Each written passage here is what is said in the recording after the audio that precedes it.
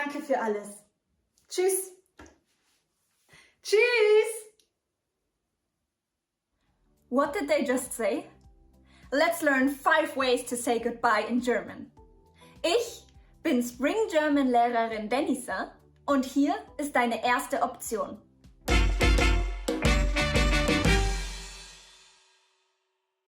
Erstens, Tschüss.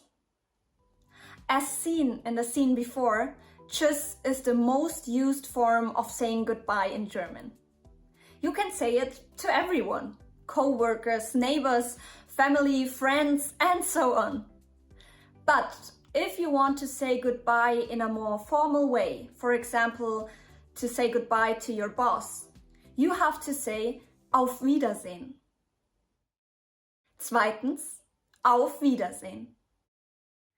Also, ich gehe jetzt nach Hause, ja? Auf Wiedersehen. Auf Wiedersehen, Frau Wagner. Bis morgen. Guys, before we continue, at the end of this video, I'll show you a form of saying goodbye that we use in Germany, but we have stolen from the Italians.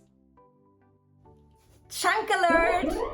If we were with friends the whole time and we want to say goodbye and wish them a good day, we say, ich wünsch dir noch einen schönen Tag, which means I wish you a pleasant day. But if you want to say something more short, you can also say mach's gut, which is literally do it well, but you can see it as take care. Drittens, mach's gut. Puh, die Stunde war echt anstrengend. Ja, aber man hat auch das Gefühl, dass man etwas geschafft hat, oder? Da hast du natürlich recht. Aber ich muss jetzt los. Ich wünsche dir einen schönen Tag.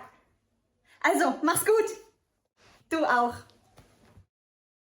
But what are chunks, you ask? Well, chunks are word combinations that native speakers use all the time and that you can learn by heart as a whole. Get the most important German chunks that you will need in a conversation in our free German Essential Chunking Kit. The link is in the description.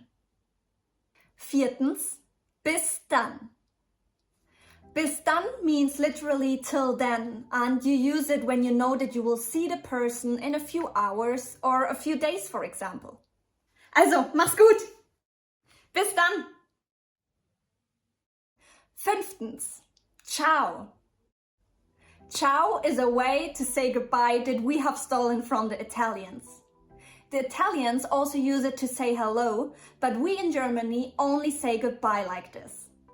The younger people have also made a little rhyme out of it and say Ciao mit V, for fun. Danke für alles.